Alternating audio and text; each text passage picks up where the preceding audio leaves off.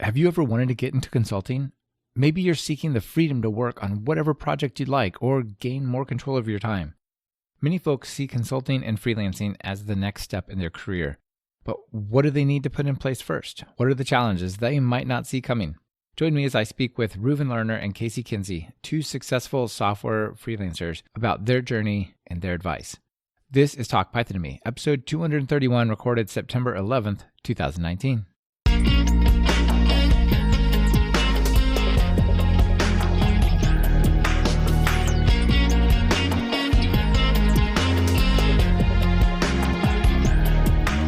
Welcome to Talk Python to Me, a weekly podcast on Python, the language, the libraries, the ecosystem, and the personalities. This is your host, Michael Kennedy. Follow me on Twitter where I'm at mkennedy. Keep up with the show and listen to past episodes at talkpython.fm, and follow the show on Twitter via @talkpython. This episode is brought to you by Linode and Brighter AI. Please check out what they're offering during their segments. It really helps support the show. Reuven, Casey, welcome to Talk Python to Me. Thank you. Great to be here. Hey, how's it going? Hey guys, it's super to have you here. This is the topic I'm really excited to cover because it touches on these things that you can do to sort of take your career to the next level, which is always something I'm really, really excited about. We're going to talk about freelancing, getting into consulting, some of the things that you want to do, some of the things you want to avoid, all that kind of stuff. But before we get into those, I want to ask you two questions, but not the two questions I normally ask folks, because there's a different commonality here. So let's start with both of you talking about your podcast that you run. I think they're pretty relevant to the conversation. So Reuven, you want to kick us off? Tell us about the Freelancer Show? Sure. I'm one of the panelists, I guess I could say the lead panelist on the Freelancer Show. I've been doing it for about 4 or 5 years. And it's basically a weekly panel discussion, plus occasional guests talking to people about how do you create a freelancing career? That's to say, a lot of people are, especially people listening to this podcast right now, are excellent at programming. But in order to be a successful freelancer, you need to actually have a lot of business skills too. And so we try to talk to people about everything from marketing to support to good clients to bad clients to finding a niche and so on and so forth, so that you can have a successful business, not just be good at technology. That's really cool. And I've listened to some of the episodes. I do enjoy it, and I'm subscribed to it. It's a good one. Now, just to set the stage for us, to set the perspective here, maybe just quickly define what freelancing means to you guys. Oh, wow. Is it just straight consulting? Is it like if I worked for a consulting firm, am I a freelancer? Like am I personally a freelancer running my own software business? Probably not, right? If I'm an employee, I'm probably not. Where would you put that? I would say yes. You'd say yes? You think I am? Yeah. I mean, I'd say if you are a business owner, it's a small enough business, and yours is, as is mine, then I'd definitely call you a freelancer. I mean, there's so many different terms like freelancer, consultant, contractor, and I tend not to quibble over the differences too much. I think if at the end of the day, you get to decide what projects you're working on and you're not reporting to a boss who tells you what to do, I'd put that roughly in the freelancing camp. Awesome. Nobody can tell me what time to be somewhere or what to wear. It probably puts me in there. And I'm still employed. And Casey, how about you? Tell us about your show. Yeah. Well, first, thanks for the special treatment, getting questions differently for us. Yeah, I don't make this up for everyone. I just wanted to let you know this is special. We run a show. So I run a consulting firm, software development consulting firm. And our engineering team produces a podcast called Friday Afternoon Deploy, which is tongue-in-cheek for the thing that we should never do, but often find ourselves doing, deploying code on a Friday. Push deploy, go get a beer, what could go wrong? Exactly. Many things, it turns out, which is often a topic of the show, but it's aimed at developers. We talk a lot about Python on that show because that's our main backend language here at our company. What's your company name, just so people know what it is? Can you say? Lofty Labs. And so we talk about how we build apps, web development and mobile app development, and really just kind of capture what you would maybe call the water cooler type conversations that happen around our office. So it's aimed at other developers. It's a point of catharsis for us where we can lament the terrible things that we ship to production that week and the joys of client services and all those sort of things. It's a lot of fun. We've been doing it for almost a year now. Yeah, that's a good show as well. Very cool. And maybe each of you could just tell me what you do day to day so folks know where you're coming from. Casey, you want to start with you? Sure. So I'm the CEO here at Lofty, which means a lot of different things. We're still a pretty small company. We've got about 8 people. And so my job changes every day. But ultimately, this company is the incorporation of my freelance business. So I incorporated as a freelancer and then just naively stumbled into accidentally overbooking myself and hiring people. That's kind of how we got here. And so today I still write code occasionally. I try and keep myself out of the project work to build a more sustainable business. I do a lot of work on sales, marketing, vision, going out and promoting the company and those sort of things. But I don't know, I wear a dozen different hats. It sounds like a super cool job. Yeah. It can be for sure. There's a lot of stuff going on. So I find a hat and go, oh, this is a full-time job now. I'm going to hire someone to do that and I'll have less work to do. And then I just find that there's a new job that I have to do. So that's my job. I hire people and then find out that I have 10 new jobs every time I do it. Yeah. I know how that goes. Super cool. Reuven, how about you? I've had my freelancing business for about 25 years now, since 95. And I started off doing coding and projects, a little bit of consulting. And I was always doing some training as well. And I was in a variety of different languages and technologies. And it was probably about 10 years ago that I said, I really should concentrate on one thing. And I really love the training most of all. And there's tons of demand for Python training. Why don't I just do that? And so nowadays, most days, most weeks, most months, I'm in a different city, different country, different company doing Python training, everything from Python for non-programmers to advanced workshops. And that's most of my time. But I also have a bunch of online courses that I'm increasingly selling, including some video courses, and then weekly Python exercise, which you'll be surprised to hear involves a weekly Python exercise. Man, you named that so well. Truth in advertising and or lack of creativity. They go hand in hand. And the idea is to keep people fluent and improve their practices. Cool. So you both have a lot of experience in this and you've walked the walk. And I think one of the interesting themes here is so I want to quit my job so I can go write all the code I want. And it turns out there's all these other things that have nothing to do with code that you have to figure out. So we're going to have a fun time digging into those, right? That's the great irony of it. So we talked a little bit about what is freelancing. I'll throw this out to both of you. We've seen on the TOB indexes, and we've seen the Stack Overflow article, the incredible growth of Python. And we know that Python is growing in very large ways at large. But if I have some Python skills, how does that translate over to freelancing? Is Python a good space to be in? I know if I did say .NET, I could walk up to an enterprise customer and say, hey, I want to do consulting with you. And they would probably take that because those are both places that use that technology and they're willing to pay tons of money to solve problems because they have large businesses. What about Python? I definitely think it is a good space, and it's part of that. Part of that's that growth, right? That Python's been taking off, and a lot of that growth comes from it's taking off in a lot of different industries.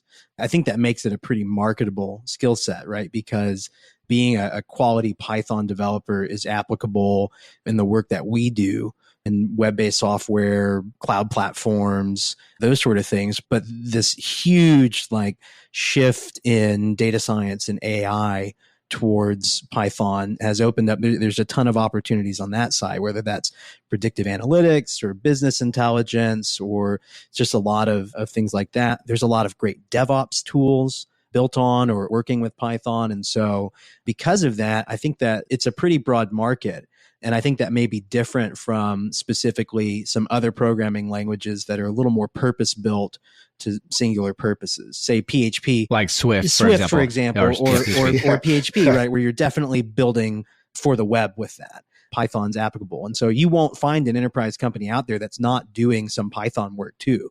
Sure, they've got big .NET teams, but they've got business intelligence teams and analytics teams, and not necessarily in their software product development, but there's Python going on everywhere. One of the things that struck me as you were speaking, and I totally agree with what you were saying there, is if I'm doing C++ or if I'm doing Java, let's say, what it means for me to be an expert in that technology probably is hard to achieve. There's probably people that have been doing that for 15 years and they're just really good at it.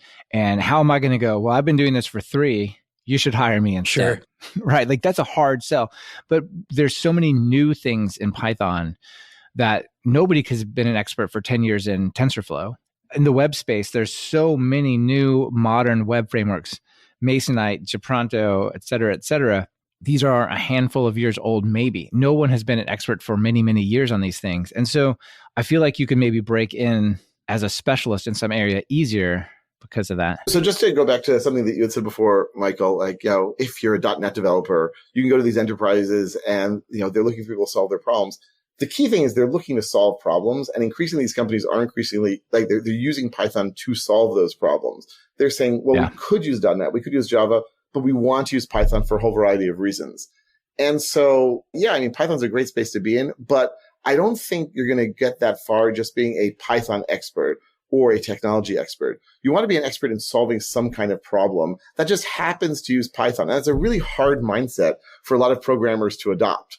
Like, I'm going to use Python really well to analyze log files. I'm going to use Python to do the DevOps and make the servers run more smoothly. And when you're solving these problems and you're saving these companies money, truth be told, they often couldn't care what technology you're using, and you'll be able to find a company that wants to use Python to solve them and will be delighted to have you come do it. That's a really good point. Yeah. They might not even care, right? I guess it depends on how much they integrate into their larger systems, but knowing how to scale websites or how to create proper databases with indexes so it doesn't take 5 seconds to load your stupid web page, right? Like, why does that ever happen?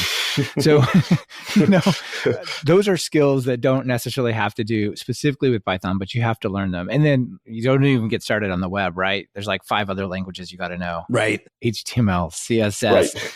JavaScript, some variant, maybe TypeScript. I don't know, right? Yes. And I agree with what Reuven's saying, because the more that you align yourself with a label like that.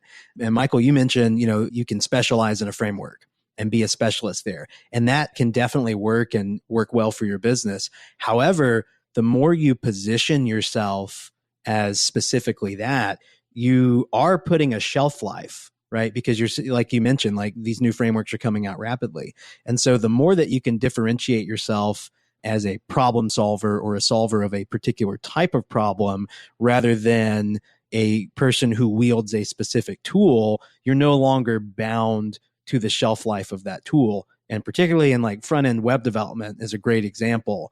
Like those tools don't have that long a shelf life, and you'll be constantly reinventing your positioning to keep yourself in business. Right. We just changed our domain name from consultings for Angular to consultants for exactly. Vue. We lost all of our SEO and all of our customers. Something you talked about that I think is really interesting, and I want to dig into a little bit, is mindset. You can definitely go the freelancing route as an expert in some technology, like the world's expert in, CSS, the world's expert in caching, the world's expert in something like that. But unless you are the world's expert in one of them, you're going to be seen by your potential clients as like what's sometimes called staff augmentation. You are doing a technical job and they could hire someone to do it, but they're going to hire you, and they give you decent consulting rates for it. But that's because you're working with the technical team and you're seen as an addition to that. But if you're solving high-level business problems, saving them lots of money, helping them to achieve their goals, then you're going to be dealing with people at a higher level at the company, and they will pay you appropriately. Yeah. And you probably get the type of outcome that you were looking for in the beginning, right? If your outcome is, I want more freedom, I want more autonomy, I want to choose my projects, I want to sort of be my own boss, you're not going to get that by just being like staff augmentation, as you pointed out, right? That's right. And I'll go even further. So when I do training, I'm not dealing with the technical teams and their budgets. I'm dealing with the HR department or that sort of department, the training department and their budgets, which are wildly different. And I might add different in better for me. and the two don't have anything to do with each other because they see the training as a strategic advantage for the company and for the employees, as opposed to, okay, we'll just get this website out faster. Right. Well, and if you're talking about training and consulting, maybe you sell 1 week course to that one team and then they're good for years. On the other hand, if you are in the organization, the levels you're talking about, it's like, we have a plan to move our entire company over to Python in the next 2 years. We have 20,000 employees. How do we do this? These are not even similar. That's exactly right. Totally different scopes of problems. And and I don't want to dog on staff augmentation because that's like half of our business here. So don't get me wrong. It's a really interesting way to have a job that still gives you more flexibility, and you probably can charge better rates than, if you're just working locally at a small, government agency in a small town. Making this stuff up, right? There are certain benefits there. Staff augmentation type work can be a little less risky, right? It can be a little longer term, a little safer. When you go into that role, you kind of are a butt in a chair, right? And that makes you a commodity, whether you like it or not. I mean, you really are like, you're going to feel a lot more market forces on the rates that you can charge. You're going to be, often cases in staff augmentation, for like US based freelancers, you might be in pretty strict rate competition with offshore models and things like that. That's different when you're not doing that kind of augmentation work. When you're working at the higher levels of the business, you don't necessarily have those same market forces that you're competing with. This portion of Talk Python to Me is brought to you by Linode. Are you looking for hosting that's fast, simple, and incredibly affordable? Well, look past that bookstore and check out Linode at talkpython.fm/Linode. That's Linode. Plans start at just $5 a month for a dedicated server with a gig of RAM.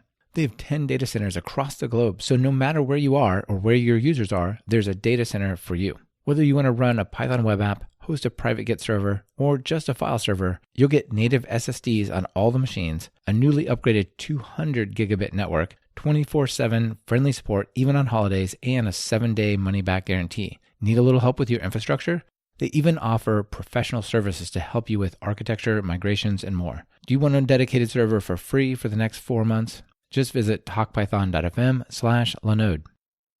One thing I do want to dive into is this mindset change that you have to make in order to be a good consultant. Now, let me try to start this topic off by way of an analogy from training. Maybe you'll connect with it, Reuven. So if you're an employee and you have some project and you have to figure out, let's say, I need to talk to a database to do something, or something like that, right?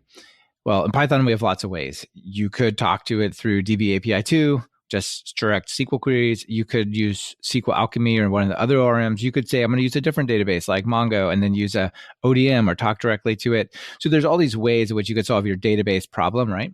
As an employee, if you find one way that works, you're good, right? Your project is now beyond that step. You're talking the database. The next thing you need to do is add the next feature.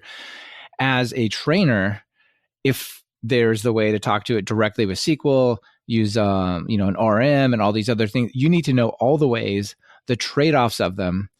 And you just have to have this mindset of like, it's not enough to just know how to solve this problem, but I need to know how to dive into the lower level and consider the trade-offs and consider all the things at a level deeper, I think, than if you're just an employee. I feel like there's a lot of stuff like that in the consulting world as well. I mean, obviously training is some flavor of consulting, right? So what do you think some of the mindset challenges are of, say, being just a standard employee where, you just go to work, you work for 8 hours and, hopefully something gets accomplished? I think there's a lot there, mindset difference, and I touch on maybe a couple of them. I mean, one thing that stands out there is, for me, common tooling was always important, right? So solving a problem in a one-off way would work well within the confines of that project. But if I wanted to, and this maybe is getting a little ahead and thinking more about how you market and position yourself. But if you're coming in as a consultant, you're probably from an economic basis more expensive than an employee. And so you really need to be proving that value. And a lot of times that rolls down in this field into time, right? So how can I get in and solve this problem quickly?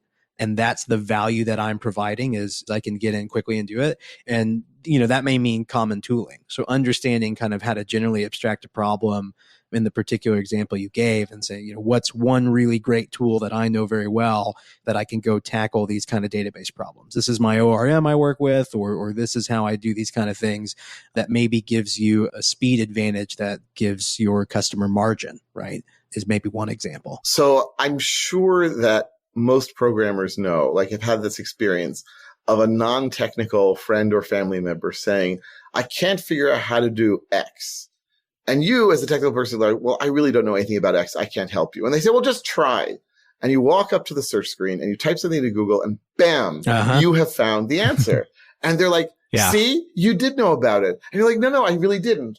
And everyone might be right there. The thing is, because you have a background steeped in the right way of phrasing questions, you can find the answers more quickly. And so I always, when I was doing consulting projects, I would say to my clients, I'm probably going to have to spend some time, a third of the time, a quarter time, learning new stuff to know how to do what you need, or learning new technologies or finding the best way to do it. But I'm still going to be able to do that faster than someone who doesn't have experience because I have this accumulated knowledge and I know what questions to ask and how to parse the answers quickly. And the same is also true in my training, right? So very often people ask me questions I don't know the answer to. And I then use it as an opportunity to learn new stuff, explain it back to them, and then I incorporate it the next time around.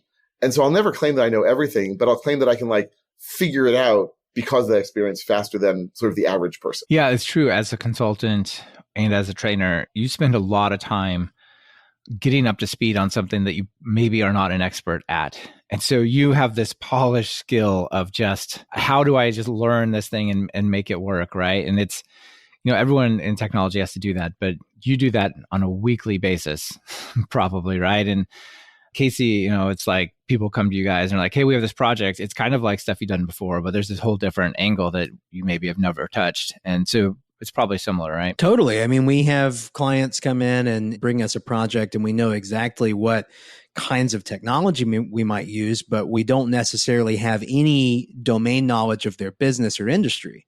Right. And so that's the part that we have to get up to speed and apply it. And to go back to what Reuven just said, the engineers in our team are sitting in that consultant role for our clients. And I remember in the early days going through some of our billing logs and going to some of our consultant engineers and saying, hey, why didn't you bill for that time? And they said, well, I didn't really know the answer to the problem. So I had to do some research. And I said, whoa, and this is something we tell everybody when they start here now.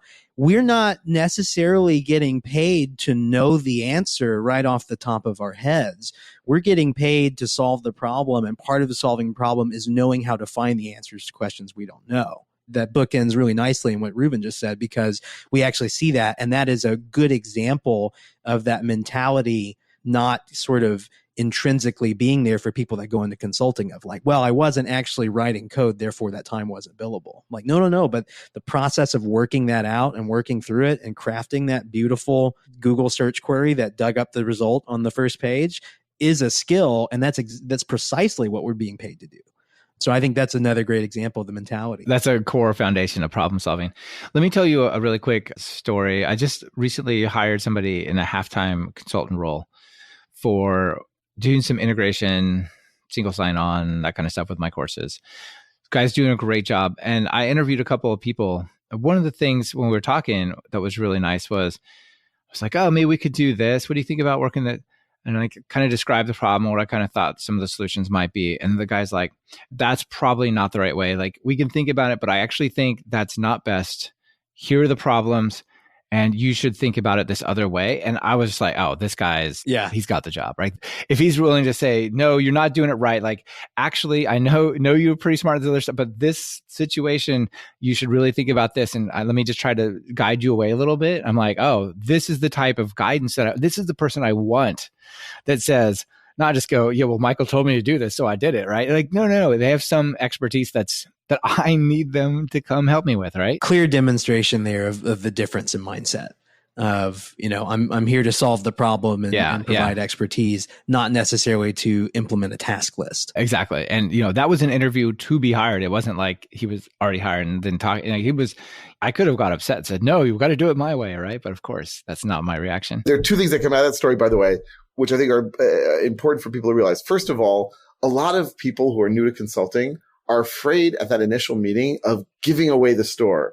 Well, I'm not going to give away any advice because that's what I'm going to be charging for. And if I give away the advice, they'll think I'm a sucker and they'll not pay me for it. No. They will be appreciative of you seeing knowledge and they'll want more of it because it can't possibly be that everything you know came out of that meeting. The second thing is, if you're a consultant, you want to be working for a client who is appreciative of that pushback.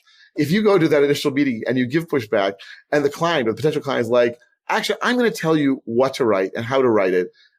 You don't want to work for that person, right? You're not in the stenography business. That's a really good point. So maybe we could talk about choosing clients. You touched on that a little bit, and even turning down work or firing clients where you feel like it's not working. So what are maybe some of the red flags or the green flags? When you see somebody I want to work with this team or that person, or I know to stay away from this time bomb. We've got a lot of those. How long is the show? Red flags are a long and ever evolving list for us. But there are some definite ones. And unfortunately, some of them may not come up until you're in the engagement. you're actually in and doing the work. There's some red flags that come in the production, but we try and suss a lot of that out when I'm initially talking to a potential client. I think that when you start feeling very early on in the conversation price pressure, it's a pretty good indication that someone's not really aligned in the value that you're providing, right? And if you're constantly having to defend, like, yes, that's going to take some time and it's going to take some money, you can expect that. I think if that's how the conversation's going before you've been written a check, that pressure's only going to get stronger after the check comes. That's kind of my mentality, is like, okay, take everything that the client just told us in this kind of initial prospecting meeting, and anything that was kind of felt like pressure or prickly or something we didn't like, expect that to be cranked up about 10x after they've actually paid you money, because it will. Because now you're on the hook. Yeah. And they've got skin in the game. It's not going to get better, right? They're not going to get nicer. They're not going to get like nicer and give you less pressure after you start working for them, after they start paying you. Right? So that's one thing we look out for is that sort of stuff. And the other thing is, I mean, pricing comes a lot into this. Any time that there's friction on pricing, I feel like that's the time to walk away. If you're really having to negotiate your upfront value, right? If you're in that conversation, you're really having to push hard, like, no, it's worth it. It's worth the time. It's worth the money. There's probably a misalignment there on their understanding of the value that they're getting. And that usually gets worse.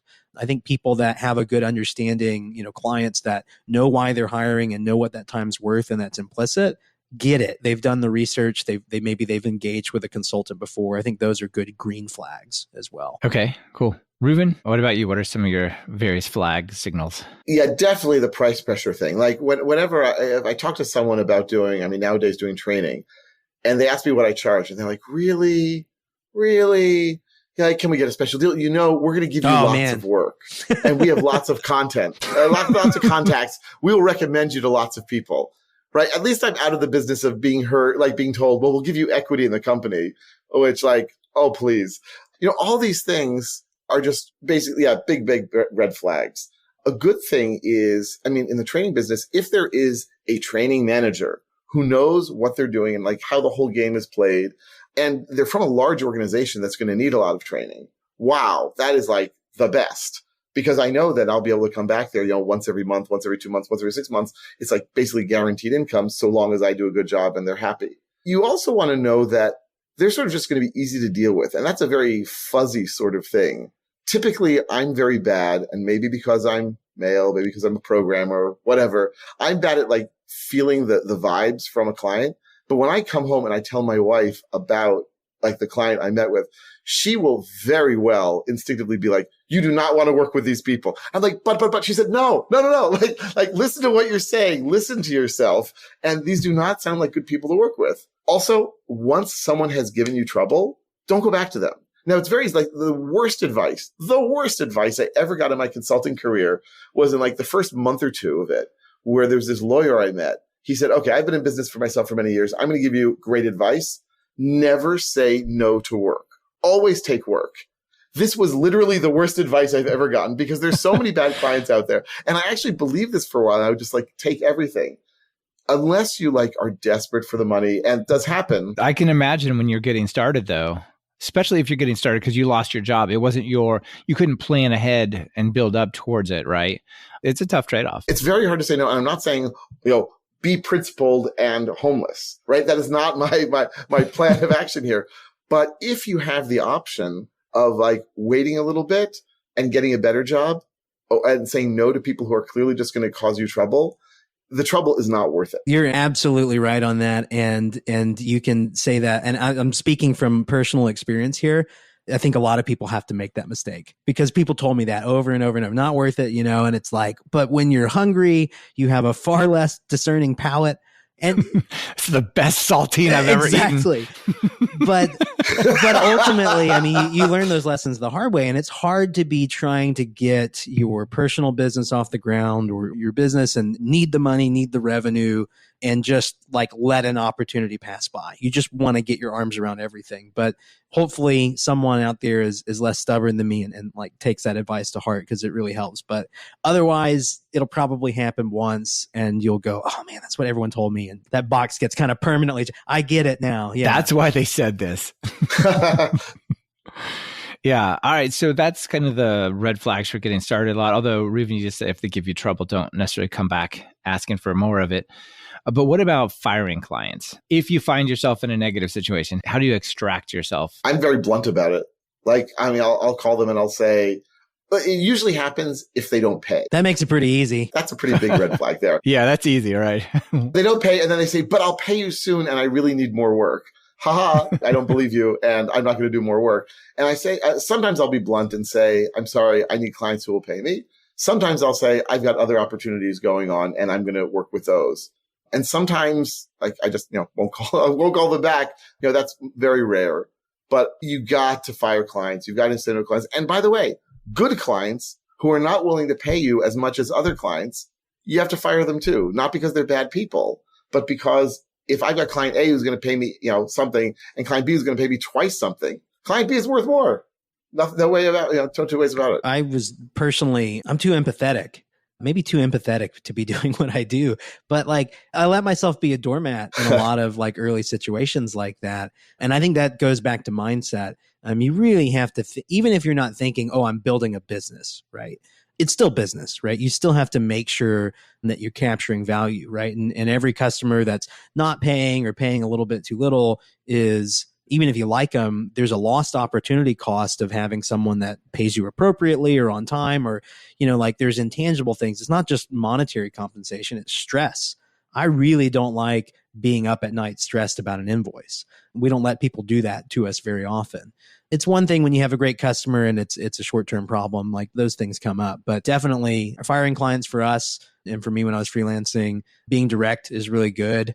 I really have to psych myself up for that phone call, I spend some time in front of the mirror, Oh, yes. Yeah. I feel like there's a lot of people who, they're programmers, they love code, they love solving problems, but they don't love confrontation. You know what I mean? And it just seems like there's probably some thick skin that has to be grown and some assertiveness maybe that you have to build in yourself. For some of these conversations are just hard, right? You have to fabricate it almost. I mean, not for everyone. I can't speak for everyone's personality. Yeah. For me, I think I would. I'm a programmer. I like working with machines. I don't like working with people. And so definitely there's some psych up to that. But I just, make sure and kind of tell myself and reassert to myself that I don't necessarily owe anyone an explanation, right?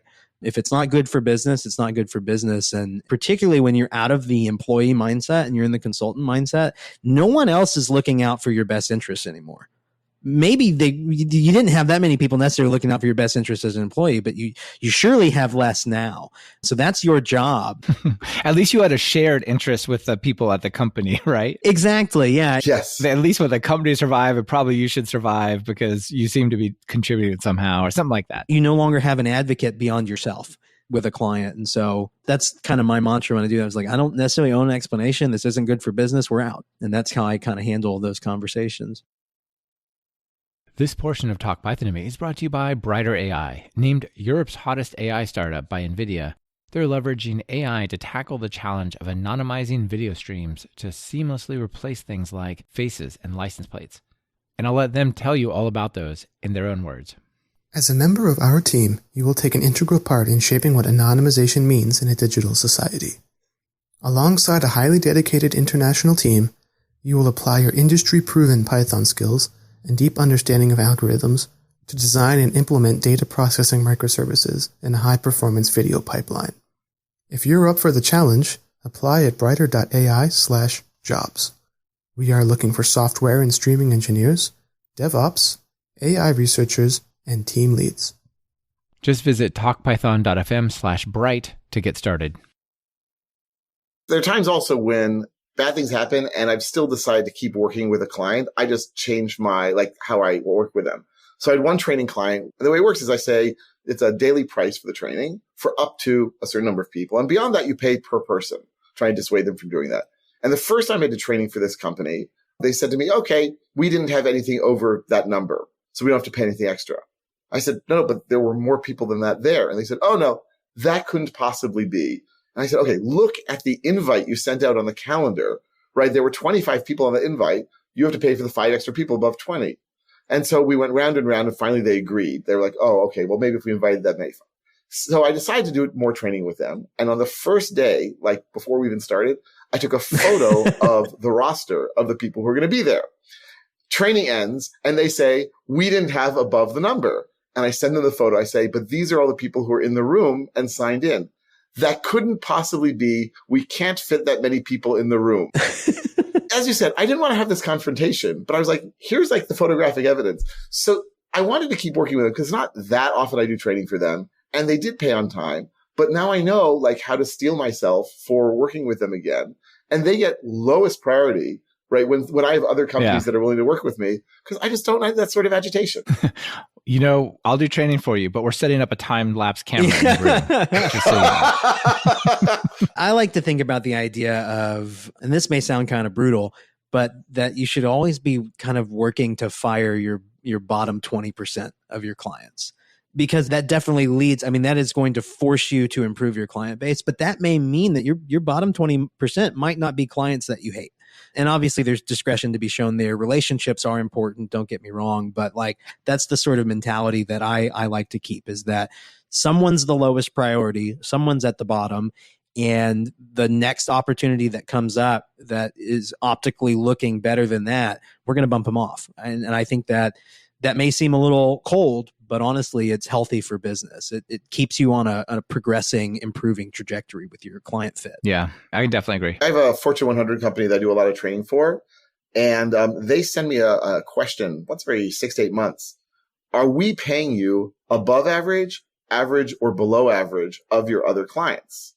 And basically, they want to make sure that they're not in that bottom 20%. And indeed, like when I raised my rates, I waited. They were the last ones. I told I was raising my rates. I raised them over the course of a year for new clients and other existing clients. Then I went to them and I said, you're now paying the least of anyone else. If I'm going to justify working with you, you've got to raise the rates. And that combined with their survey, they were like, okay, done. They want to preserve the relationship. And they realized they can't be the cheapskates. Yeah. One of the things that's really, really, I think, undervalued when you're an employee, but when you build these relationships with these large companies, like the one you acknowledge, are extremely slow and hard to build. But if you look at it from their perspective, they have so many people they could reach out to, but they want to just know, who can I call? Who can I trust? I've got this problem. I need it solved. I need some training, Python. Reuven's been great. I'm not going to go shopping for more because I don't need to start that over and have a failed class for 20 engineers. Let's just stick, right? So once you build these relationships, they're pretty sticky. Moreover, when you said they're slow to build, everyone always told me that working with big companies took a long time. So twice in the last year, like Fortune 100, 500 companies reached out to me and said, we want you to do training for us. So like, I didn't have to market to them at all. They reached out to me. It took 6 months before each course happened. Just getting through like procurement and stuff like that. Everything. And let's talk about it, and dates and content and on and on. And that's because they were really excited to work with me. Imagine a cold calling someone, trying to convince them to work with you. It's going to take way longer than 6 months, way, way, way longer. But once those relationships happen, right, then you're in. And you're in for a long time unless you really mess it up. Got at least 6 months. Those long sales cycles are challenging for obvious reasons. But like when it does drag out longer than that, you have this like whole different risk when you're working with big businesses like that. And you're trying to build that relationship, which is like you're 14 months into like getting something put together. And then your advocate like restructured, moves away, different department, fired, and it's just gone. Yeah. And it happens all the time with those long sales cycles because just the window for something like that to happen is that much bigger. That's always fun. Yeah, that's happened to me, and that's been bad. So let's touch on just a couple of other topics here that I think are really interesting. Reuven, you said you charged daily and you charge kind of a flat rate up to a point. Let's just talk about what should we charge. And then, what is the structure? There's all sorts of interesting things, like there's hourly, daily, weekly, there's flat fixed rate for a project. And then there's this whole concept of like creating like productized consulting where somebody might pay like $1,000 every month and then they can call on you for a certain amount of effort or things like this, right? So what are your all thoughts on how you should charge maybe early in your career of this freelancing story and then as you get established? Look, the easiest thing when you start off is to do hourly rates, right? And everyone talks about it. Everyone thinks about it. And when I do project work, I still do largely hourly rates because everyone just sort of go like, it's the path of least resistance. It's not the path of greatest income. And it leads to all sorts of sort of friction because no matter what you do, the client's going to assume that you're padding it. So one of the nice things about me doing training now is indeed, and there are different ways to charge for training also, but I just charge, as you said, like a daily rate for up to X people, where X, by the way, differs per country because they ask different numbers of questions. They're differently aggressive. And then basically sort of penalty on top of that. And that has freed me from all this business of the hourly stuff. And it is one of the reasons why I enjoy the training so much. Yeah, it's pretty clearly bounded. And there's not a lot of scope creep, right? It's not like, well, that feature was super hard to implement, actually. We didn't realize it, right? Like it was super hard to tell them about ORMs today. I don't know, right? It doesn't make any sense. In theory, like they could complain, well, you didn't touch on such and such a subject that was in the syllabus as much as you promised. But that has literally never happened. Like no one cares to that degree. I was too busy taking photos to prove the attendance in the room. Yeah. I definitely started with hourly rates. I think most people do. Like you said, Reuven, it's path of least resistance. It's kind of old as sand, right? Customers are used to transacting in that way. People all the time come and sit down with us for initial conversation and say, what are your hourly rates? Because that's just what their expectation is. I did that. I agree. Not the path to building the most income, but definitely the way to get started easily. I was going to say, before we move off of that, like, when I'm thinking, let's suppose I make $40 an hour as an employee. I don't know, like, what would my consulting equivalent be? Because as we'll touch on in a minute, there are other fees, other taxes, other sort of friction and charges in your life when you're a consultant that doesn't happen when you're an employee. So what is like a good starter multiplier that you might like throw out there? Is that possible? I don't know that I have a multiplier like off the top of the head, because over time I've gotten to where that's probably, I'm an engineer, so it's probably overcomplicated. But here's my advice. We have a machine learning model for it. What I tell people when they ask that kind of question is, whatever you do, don't take the income you want to make and divide that by 40 hours a week and set your rate there, because you're wrong. Because what's going to happen is you're going to take a vacation, you're going to get sick, so on and so forth. There's going to be latency between a project starting or something like that as well. Yeah, exactly. And so my advice always is to figure out what the constituent pieces of overhead would be. All of the stuff that costs you time, at the very least, start there. On top of that, take the income that you think you're worth, that I think objectively you could go get on the open market, and that's a good starting point as your basis. But then take 52 weeks, 40 hours a week, you got 2,080 hours, and then start deducting from those hours, right? Change that denominator and say, okay, I'm going to take 2 weeks of vacation. So now it's 2,000 hours. And I think everyone needs to factor vacancy into their rates. You're just not going to have projects cleanly lining up to one another. And it may feel kind of icky, this idea that you're charging people for time that you weren't working, but that's business and you have to do that. Like every time you rent a hotel room, this will help. Every time you rent a hotel room, know that you are paying for that hotel room and you're paying for a little piece of every other empty room in that hotel, because they're not running their business model under the assumption that every room is 100% booked all the time. They'd go broke. And it helps me, right, when I see that and I know that as a consumer, I'm actually paying for it, that like, okay, this is legitimate. So, I factor in a vacancy percentage, like of some expected time. Maybe it's 10 to 15, maybe 20% of your time might be vacant. You need to find what works there and use that to start deducting from that denominator of hours. And then take that income you're worth and maybe now you're dividing that by 1,900 hours instead of 2,000, or you're dividing it by 1,500 hours, whatever it is. You need to be honest with yourself about it and set your hourly rate from that. And then from there, you've got overhead in your pricing. Every time you line up two projects cleanly together, sweet, more profits, right? And that's kind of where I would start. And that aligns the incentives to have you do that kind of stuff, right? Like it encourages you to do those things. But yeah, it sets you up to not die if it doesn't happen. That's a great mindset thing. So I cut you off. You're talking about hourly and then some other options. Well, I definitely started hourly. We still have one legacy client here at our business that's on an hourly rate. But we moved to daily, and eventually now we're at a place where weekly rates are what fit for us. And that kind of factors into how we package and sell our services. We're doing a lot of R&D work. We're selling, we use Agile and the Scrum methodology. And so we're actually selling sprints. And when we work really hard to get customers mentally in a place where they understand that what we're doing is we're not committing to individual line items of scope. We're committing to some high-level business objectives, and we're setting a realistic plan for how we're going to work on this for the next 12 weeks, and we price it from there. And they understand that the budget controls are in their hand. Every time they come into a sprint planning session and say, hey, we'd like to prioritize this, we say, fantastic, this is what fell off the bottom. And if you still want to do that, we're going to need to do another sprint. That's relatively new for us, admittedly, but it's worked really well. We work on that kind of concept of weekly rates, and it's gotten us out of the haggle of nitpicking individual hours, of shipping someone a timesheet of like, okay, I see you spent 42 hours. Tell me what those 2 hours were specifically for, right? You know, that's no fun. That's kind of where we've gotten, because the hourly model, you are, to some extent, you're kind of diametrically opposed to the interests of your customer, whether you like it or not. It is in the customer's best interest for you to spend the least amount of time as possible from a financial perspective. And it's in your best interest from a financial perspective purely to spend the most amount of time as possible. Like if you look at it purely as economics, you have that tension. And when you move away from the hourly model, that tension can be resolved. But that doesn't make it easy. And a lot of times that involves customer education and finding that right client fit. So another red flag for me, client says, no, you got to bill by the hour. You're not a fit for how we engage here. We won't do our best. That's interesting.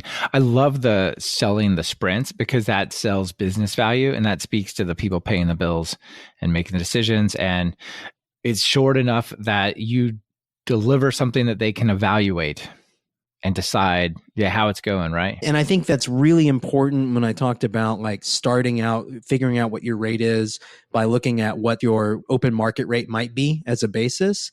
If you want to charge above market, I think you can go and do that. And I think you should, but you got to figure out what value you're adding in order to be worth above market rate. And there are plenty of ways to add value of being more than just a coder.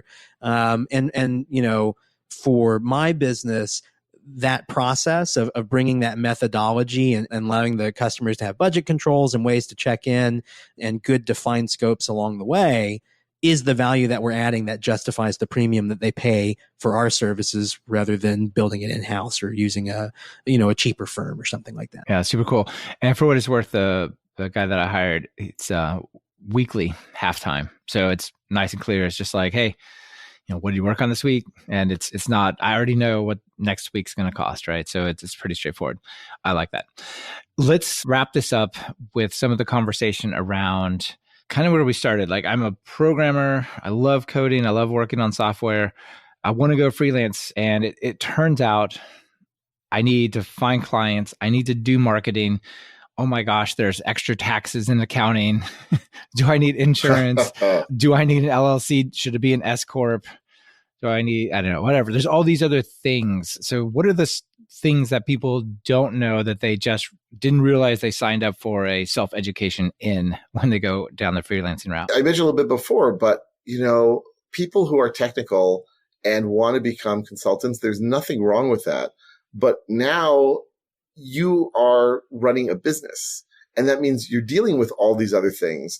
And so you need to, at the very least, make a list of all. Even as a business of one, right? Right. You don't have to be like Casey with a whole bunch of employees. You get a big chunk of this right away. Absolutely. Absolutely. You've got to figure out the tax thing. Very, very important.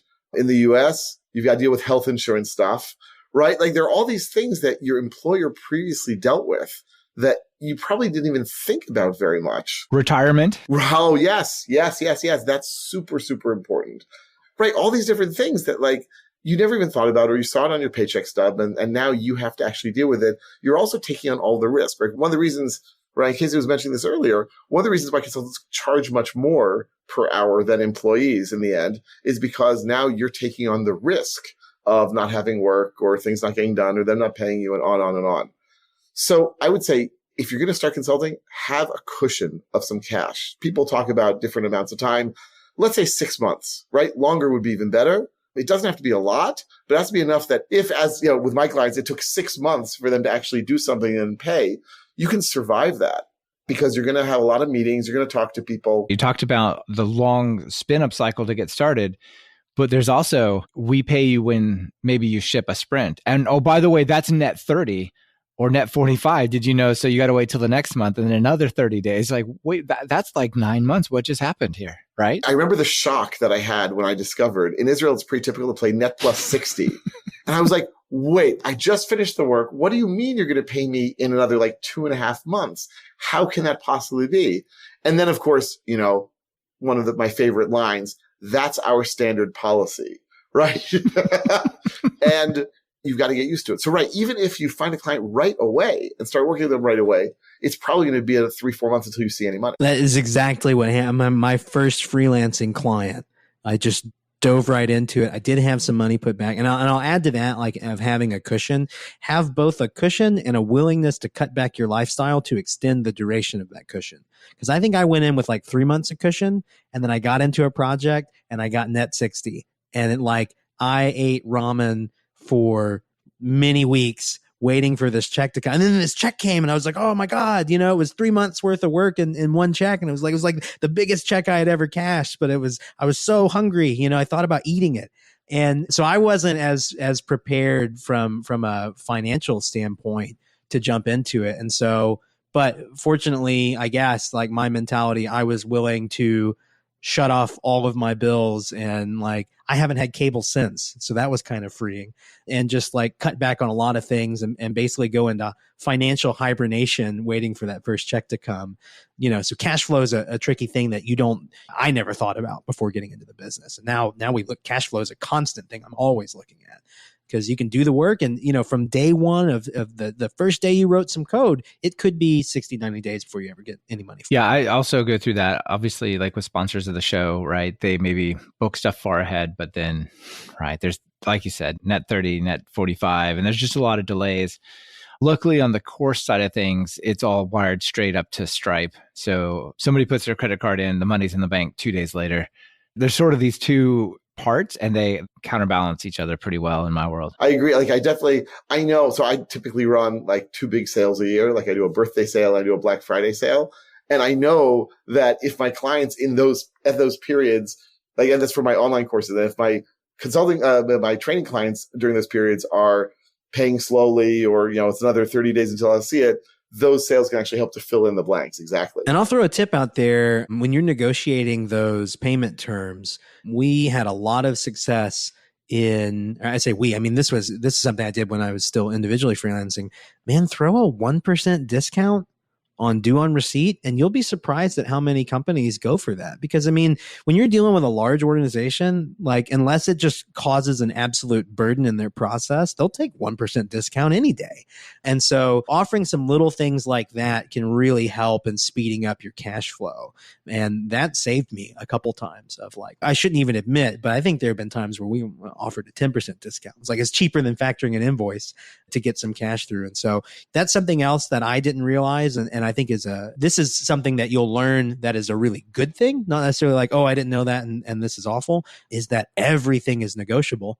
It's not like walking into the AT&T store to buy a phone. You can negotiate every term of a contract, and you should. It's really hard, though, to get that, for a lot of people to have that negotiation, because, again, conflict, adverse, just want to please and get this job and whatnot. Well, I would say maybe this helps is, as a business, when we present a contract, I'll tell you right now, we present the contract, and the terms in the contract are this is what we're offering up, with the expectation that they're going to negotiate with us. And we present a contract that doesn't have our best terms. We're expecting people to negotiate, and we factor that into it. So know that other businesses are doing that. They may not be giving you their best terms. There actually probably is some flexibility, because savvy companies kind of know that that's going to happen. So negotiate.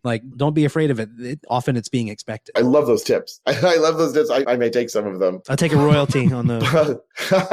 Yeah. 1% of the 1%. I had a big company contact me. It's probably a year and a half ago.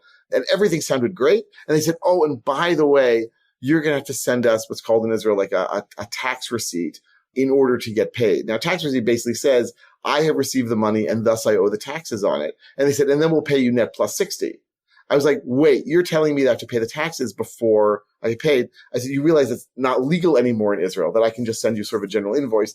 And this company basically said, well, tough luck. This is what we've been told by our masters in California who don't care about Israeli law. And I said, all right, I'm not going to do this. Oh, wait. Actually, we found a way that we can funnel it. I just remembered. Yeah. Right. We can funnel it through a third party. There was that other contract. in my pocket. And I said, am I going to have to pay for funneling through this third company? Oh, no, we'll pay for that. Don't worry about it. So if you just show a bit of backbone, very often they will be willing to back down. I mean, at the end of the day, these are just people doing their jobs, right? Like at the end of the day, it's just people. And if you are giving a good product or service, they want to look good to their bosses. And so they want to show they brought a good supplier that makes them look good. So, a little bit of money is not going to affect it. And I think that there's a delicate balance there when we talked about red flags earlier. I think that, if you have to push a little bit to get your best deal, that's okay. But if you have to push too much, that can take you into the territory of, do I really want to work with this group? Like if they really brought me an awful deal, like that's one of the worst things is like you turn down a deal and then like you're so far off on price or something that they say, well, we're willing to pay this rate and it's 25% less than your rate. And you say, nah, no thanks. And they go, okay, never mind, we'll pay your rate. It's like, okay, well, like that doesn't give me a lot of confidence that you're not trying to work me over here. Like if you were comfortable with that rate in the first place, why'd you make this offer? So you got to balance that. Definitely, if someone brings you a bad deal and you have to negotiate to survive, that's probably a bad customer. That's good advice. I want to come back really quickly to this hourly versus weekly and net 30 and getting paid after and all this stuff.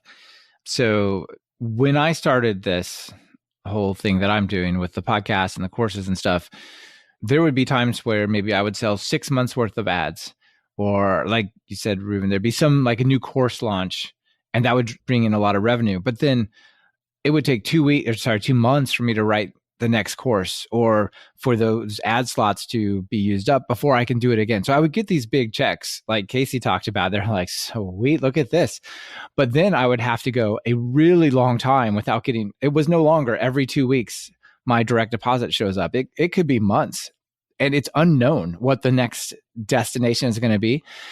And obviously preparing, as you all spoke about it, makes a lot of sense. But the other part I want to talk about, just get your thoughts on what, sort of helping my family adjust to this world that they were supportive of, but didn't necessarily buy into. Like, I know my wife and I, we would be financially planning and like, oh, we got to pay these bills and there's tuition coming up for the kids or whatever. And all of a sudden, all that had to get reworked. Like, what are y'all thought on this? I think that's maybe something you have to adjust to. Even when the money is good, it's still like way more erratic. I definitely had some personal adjustment, but I'll defer to Reuven. Maybe he has insight. I was fortunately had the disposition of being single when I made that jump. And so when I met my partner, I was already in freelancing. And so she just she kind of knew what she was getting into, jumping into it. And so that sort of self-selected. So I don't have any advice there. That may not be helpful. I had to work that over for myself. But you had the ebb and flow. Yeah. And I had to manage my own cash for those long periods of time, and being conservative financially is really smart there. But outside of, I had the luxury of not having to adapt. It wasn't affecting anyone else's lifestyle but my own. So I was fortunate in that regard. That's cool. You kind of got to be a financial camel. Yeah, exactly. Yeah. Retain money. Reuven, go for it. Exactly. My wife and I met when I'd already been freelancing for about 4 years. And for her, it was kind of weird that I didn't know exactly how much I was going to make each month. And like it went up and down. She would definitely say to me, okay, like, how's next month looking? So that we'd know if we could buy something or if we couldn't buy something. And one of the nice things about training is that I now sort of schedule things way far in advance. So I know what a month is going to look like pretty much, even 3, 4, 5 months in advance, where I'm going to be and what it's going to be looking like, which has definitely helped with our stability and our good things. I should add, by the way, my kids were all born. I have 3 kids. They were all born like years after I started freelancing. And I remember saying to them a few years ago, most adults go to the same place each day and work with the same other people each day. And they were like, no way. That sounds crazy. That's awesome. I would say the biggest sort of the 2 things that my wife and I should have done years ago when we got married, which sounds like Casey was smart enough to do, was we started finally a few years ago budgeting. Like, let's figure out how much we're going to be like spending. And that took off a lot of pressure for me for earning as much as I possibly can every month. As long as I can earn my salary, I'm calm. And anything above that is gravy, but I don't have to be killing myself to earn, as much as possible 24 hours a day. The other thing we started doing as part of this whole budgeting thing was, as Michael said before, we started saving for retirement years too late. I mean, we'll still have something for retirement and everything, You cannot start putting away money for retirement early enough. I cannot stress this enough, especially to young people thinking about freelancing. Start ASAP and don't look back. And also a latecomer to that. I mean, I think that overall goes into, if I could do it all over again, I wish I could, before jumping into this world, really train myself up on just some financial literacy that I was lacking, because that would have been helpful in the beginning. And it pays off dividends long run on the retirement side. And I was well out of freelancing and into running a company before I even started thinking about that, which is unfortunate. But definitely, if you can factor that into your model, you'll be that much more successful. Absolutely. The retirement stuff does feel like something like I can just kick that down the road. I cannot put off taxes because I might go to jail. So we got to do that. And I got to have clients. So I better learn marketing. But I could probably kick retirement down until I've got a handle on the other stuff. And, maybe that is the right thing to do, but you shouldn't kick it very far. It's one of those things that I think we can lie to ourselves pretty easily, especially if you're going into consulting or freelancing under the pretense of entrepreneurship, right? It's really easy when you're excited and you're motivated and things are going well to be like, hey, you know what? I don't need to think about retirement. I got to grow this business. I'm going to be charging $1,000 an hour in 5 years, and I'll just work for a year and retire on that, or and maybe you will, right? I don't think there's anything wrong with having those sort of aspirations, but the pressure's a lot less when you know that you don't have to, right? Financial pressure sucks. That's my advice. And so I do everything I can to not have any. Yeah. Let me wrap that back around. We talked about getting clients. We talked about the right clients, the red flags. If you don't have that financial pressure as much, you can make better choices at the beginning of projects and the beginning of engagements that keep you happier. Right. You're not forced into I'm really in the corner here. I got to just take it. Sales solves everything. And one of the biggest problems it solves is it's not about closing every deal that comes in front of you and making a bunch of money. One of the greatest luxuries of having a good pipeline of clients is the flexibility to be choosy with which ones you work with. I mean, that's a beautiful luxury that you don't have when you're hungry. But if you can get there, ultimately you're always picking for better client fit. So aim to be choosy. That's a great goal to have, more than any other financial goal. I would tell people, don't be focused on how much money I can make. Be focused on the idea of I will get to pick the projects I work on, because for me, that's a much healthier life to live, from a stress perspective. I'm going to go even further than that. I agree with everything you say, but the fact that I now have some choosiness and financial stability has also helped my emotional health and my marriage, right? It means that I can actually concentrate on these relationships, and I'm not constantly stressed over, oh my God, I don't have enough days of consulting work next month. What are we going to do to pay for XYZ? Absolutely. Yeah, it's good all around. All right, there's so many more things we could talk about. We might have to do a follow-up show at some point, but I want to be respectful of your time, so probably going to have to wrap it up there. Now, I'm going to ask the two regular questions at the end and give you all a chance for a final call to action. So if you're going to write some Python code, what editor do you use? Reuven, start with you. The only editor that exists as far as I know, GNU Emacs. I've heard vicious rumors that other editors exist. Another it's both list. An editor. Yeah, it's an editor and an operating system. It's all good. And a cult. Casey? Yeah, definitely a cult.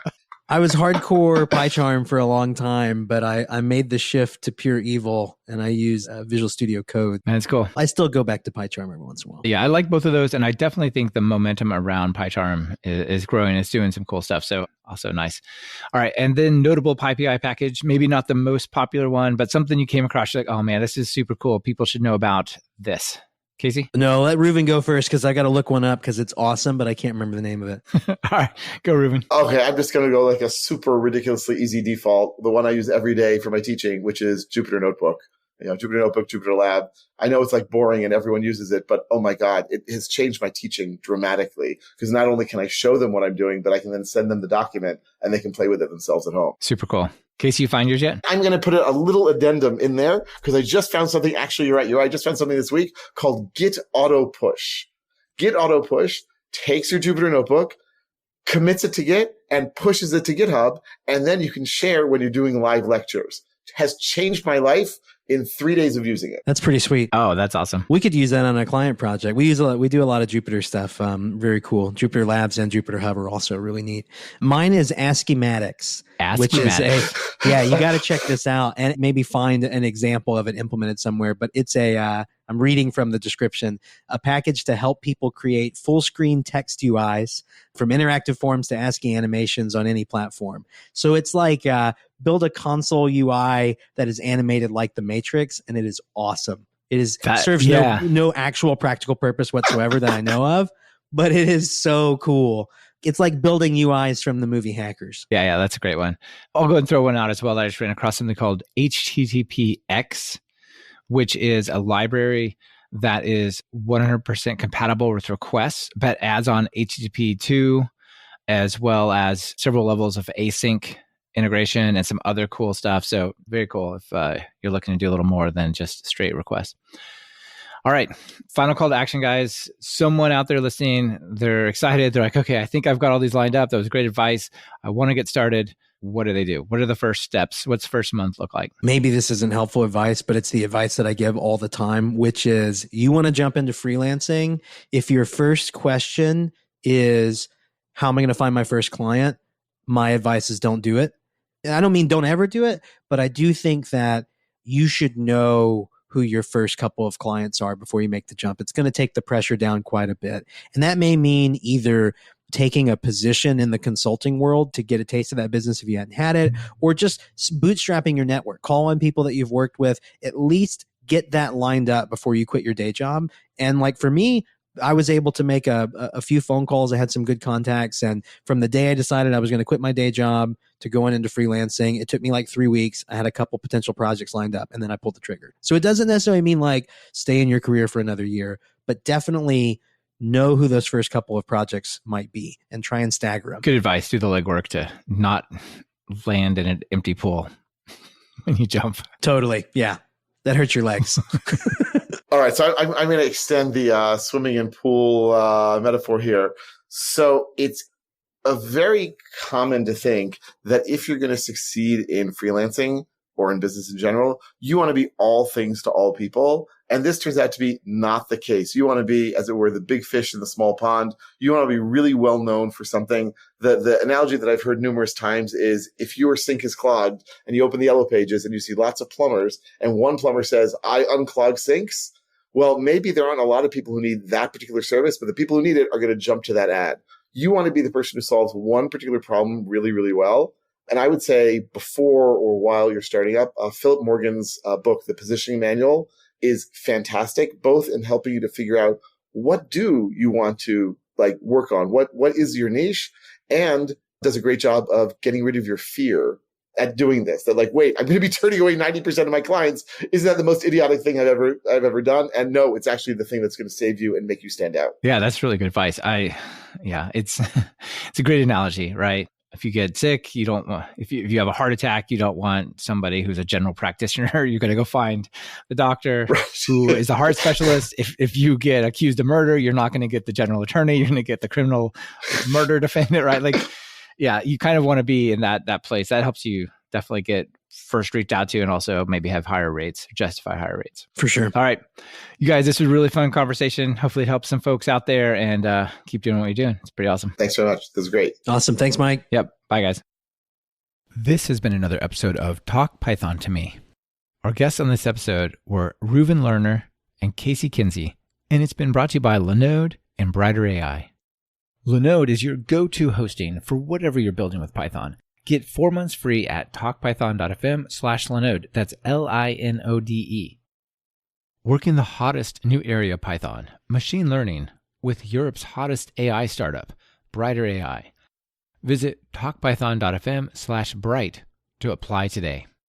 Want to level up your Python? If you're just getting started, try my Python Jumpstart by Building 10 Apps course. Or if you're looking for something more advanced, check out our new async course that digs into all the different types of async programming you can do in Python. And of course, if you're interested in more than one of these, be sure to check out our Everything Bundle. It's like a subscription that never expires. Be sure to subscribe to the show. Open your favorite podcatcher and search for Python. We should be right at the top. You can also find the iTunes feed at /iTunes, the Google Play feed at /play, and the direct RSS feed at /RSS on talkpython.fm. This is your host, Michael Kennedy. Thanks so much for listening. I really appreciate it. Now get out there and write some Python code.